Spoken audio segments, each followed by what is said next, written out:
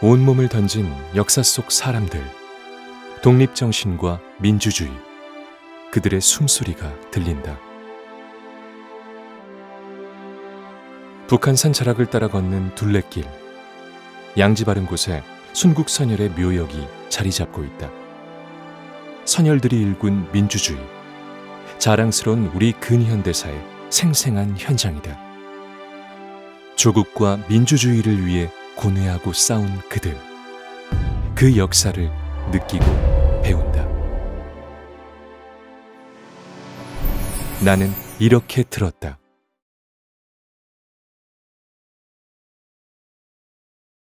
(1860년대) 말 조선, 이 아름다운 산하에서 새 세상을 열기 위한 사람들의 숨소리가 아침 숲을 채우고 있었다. 자기 땅에서 살고 있으나 주인인 적이 없으며 하루 종일 일을 해도 굶주리고 헐벗은 농민들. 분노한 농민들이 곳곳에서 봉기를 했다.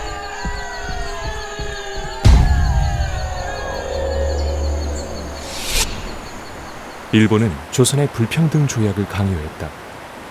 관리와 양반은 부패해 있었고 조정은 무능했다. 부패한 시대에 맞서 급진 개화파들이 정변을 일으켰다. 조선 정부는 청국 군대를 끌어들여 진압했다. 개항 후 밀려든 외세의 경제 침탈과 관리들의 부정부패에 분노한 농민들이 나라를 위해 일어섰다. 백성이 나라의 주인이 되는 개변. 농민들은 전봉준과 손화중, 김계남과 함께 고부에서 봉기했다. 하지만 조선의 왕실은 일본 군대를 끌어들여 농민군을 무참히 쓰러뜨렸다.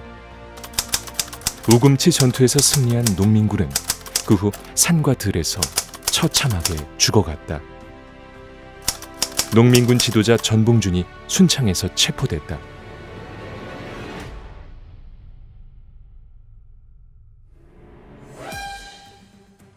이름이 무엇이냐? 전봉준이다. 왜 난을 일으켰느냐? 어찌하여 난을 일으켰다 하느냐. 난을 일으킨 것은 외놈에게 나라를 팔아먹은 부패한 너희 고관들이 아니냐. 너는 동학의 괴수냐? 나는 의의를 펴고자 일어났을 뿐이다. 동학의 괴수라 함은 가당치 않다. 그럼 너도 기포의 허락을 최시영으로부터 받았는가? 진리를 펴는데 무슨 허락이 필요한가? 일제는 1905년 을사늑약과 1907년 정미조약을 맺어 대한제국의 주권을 빼앗았다. 분노한 의병들이 전국 13도에서 일어났다. 당황한 일제는 남한 대토벌작전을 벌여 의병들을 학살했다. 안중근 의사가 이토 히로부미를 저격한 하얼빈. 강제 병합 후 애국지사들은 해외 망명길에 나섰다. 만주에 신흥 무관학교가 세워졌고 봉오동과 청산리 대첩을 비롯한 무장 항일 투쟁이 이어졌다.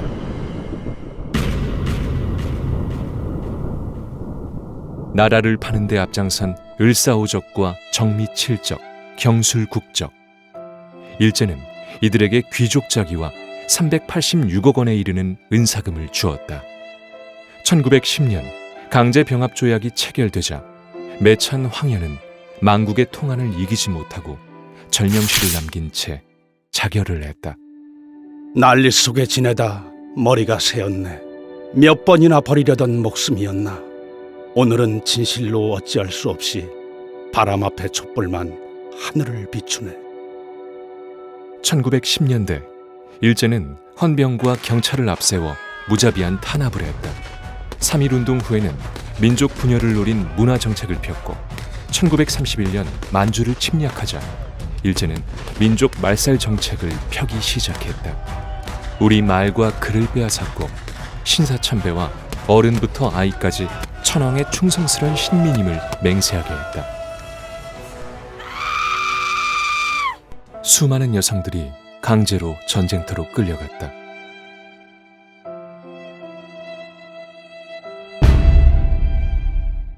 무단 통치에 분노한 민중이 거리로 나섰다. 우리나라가 독립국임을 선언하고 우리가 자유민임을 선언한다. 모두가 나서 자유와 평등을 외치며 독립만세 시위를 벌였다. 1919년 4월 11일 대한민국 임시정부가 수립됐다. 3.1운동의 결과였다. 임시정부는 헌장을 선포했다.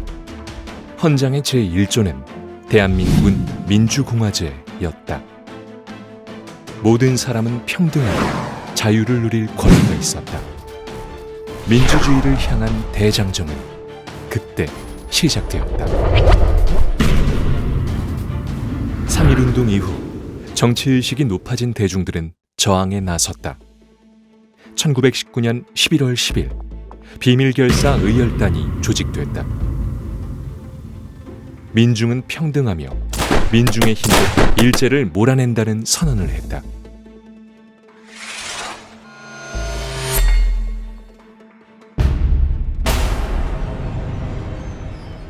일제의 전쟁 동원과 민족 말살 정책에 적극 동참한 지식인들이 있었다. 작가 이광수는 조선 사람들이 스스로 나라를 꾸려갈 능력이 없다며 민족 개조론을 주장했다. 조선인은 쉽게 말하면 제가 조선인인 것을 잊어야 한다. 아주 피와 살과 뼈가 일본인이 되어야 한다고. 이 속에 진정한 조선인의 영생에 유일한 길이 있다. 시인 서정주는 가미카제 특공대원으로 죽은 마스이 히데오라는 조선인 청년을 찬양하는 시를 썼다. 그의 이름은 인재용이었다. 마스이 히데오, 그대는 우리의 가미가제 특별 공격대원. 장하도다, 우리의 육군 항공 오장 마스이 히데오여. 소설가 김동인 역시 천황과 일장기를 찬양했다. 침침한 가운데서도 뚜렷이 보이고 재어지고 흔들려지는 거룩한 표신인 히노마루를 두르며 외치는 만세성은 세상이 떠나갈 듯. 천황폐하 만세. 화가 김은호는 금비녀와 금반지, 은비녀를 모아 전쟁 헌금을 내는 그림을 그려 조선 총독에게 바쳤다. 작곡가 홍난파는 친일 작가 이광수가 작사한 희망의 아침을 곡으로 만들었다.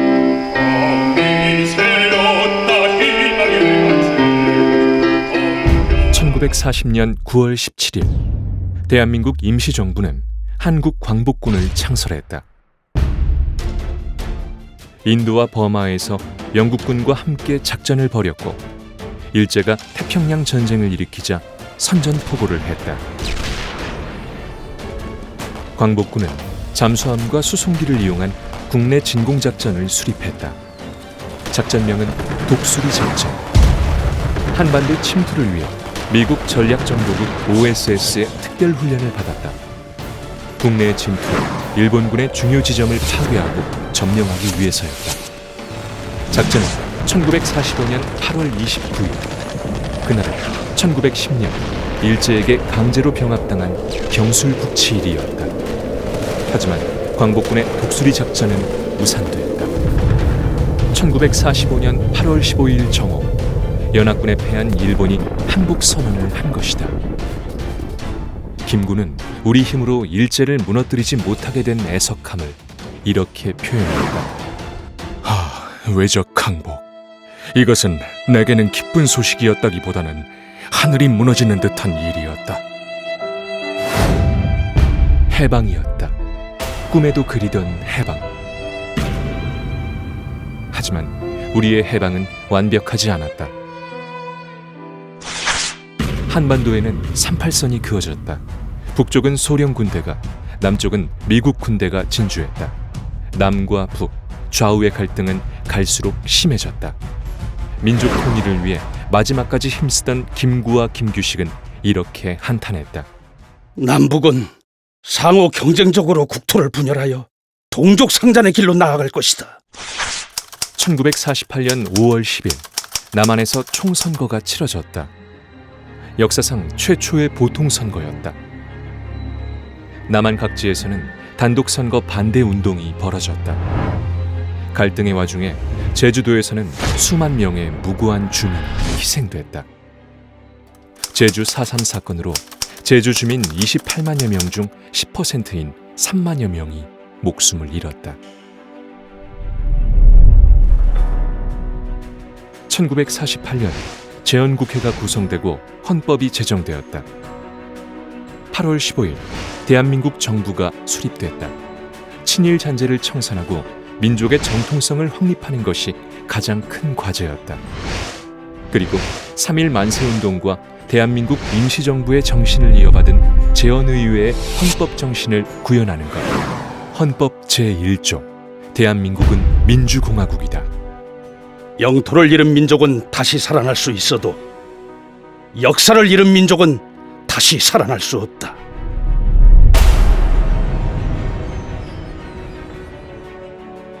(1948년 9월 7일) 재헌국회는 반민족 행위처벌법을 통과시켰다. 이 법으로 만들어진 반민족 행위 특별조사위원회 반민특위는 반민족 행위자 체포에 들어갔다.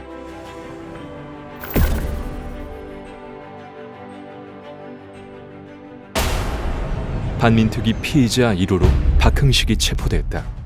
박흥식은 일제에 협력한 대표적인 친일 자본가였다. 민족 대표 33인 중 한 사람이었던 최림, 소설가 이광수, 채만식, 3.1 독립선언문을 쓴 최남선, 친일부호 김갑순, 무수한 독립운동가들을 체포 고문했던 친일경찰 하판락과 김덕기, 노덕술도 체포됐다.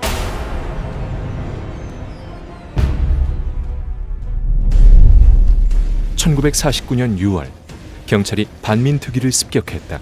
반민특위 소속 특별경찰대를 무장 해제시키고 반민특위 직원들을 연행해 무자비하게 폭행하고 가두었다. 국회는 경찰의 테러를 불법으로 규정하고 원상복구를 요구했다. 그러나 이승만 대통령은 외신과 인터뷰에서 이렇게 말했다. 특별경찰대 해산은 내가 경찰에게 명령한 것이다.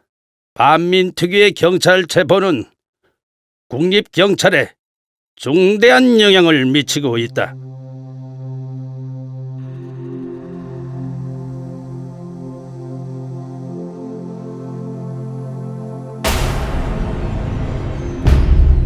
(1950년 6월 25일) 일요일 새벽 조선인민군이 선전포고도 없이 38선을 넘어 남침했다. 불과 3일 만에 서울이 함락됐다. 미국은 군대를 파견했고 인천 상륙작전으로 전세는 역전됐다. 낙동강까지 후퇴했던 국군과 연합군은 압록강까지 진격했다. 그러나 중공군의 개입으로 전세는 다시 뒤집어졌고 전선은 고착 상태에 빠졌다. 휴전회담이 시작됐다. 휴전선을 어디로 정할 것인가를 두고 4개월, 전쟁포로 처리를 두고 18개월을 소비했다. 전쟁이 길어지면서 피해는 눈덩이처럼 불어났다. 1953년 7월 27일 휴전협정이 맺어졌다. 수백만에 달하는 인명피해가 생겼고 가옥과 공장의 파괴로 한반도 전역이 폐허가 된 뒤였다. 한국전쟁은 큰 교훈을 남겼다.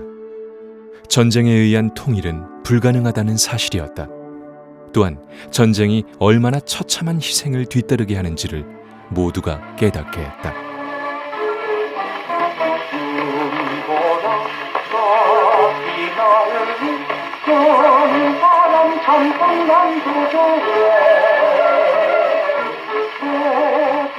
전쟁이 끝나자 온 국민이 전후 복구에 나섰다. 하지만 남과 북에는 예전보다 더 경직된 체제가 들어섰다. 북한에서는 김일성 1인 독재가 강화되어 갔고 극우 반공주의를 앞세운 이승만은 자신의 권력을 연장하는 데 힘을 쏟았다.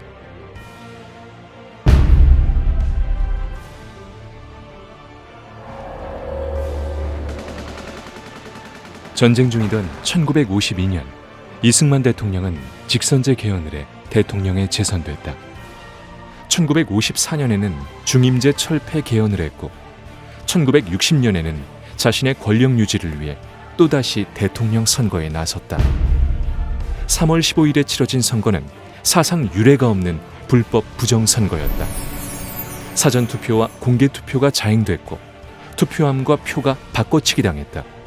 대통령 이승만, 부통령 이기붕의 득표수가 전체 유권자 수보다 많았다.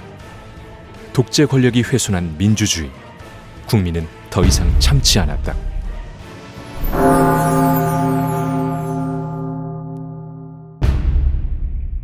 (4월 19일) 중고등학생과 대학생, 시민 수십만 명이 거리를 메웠다.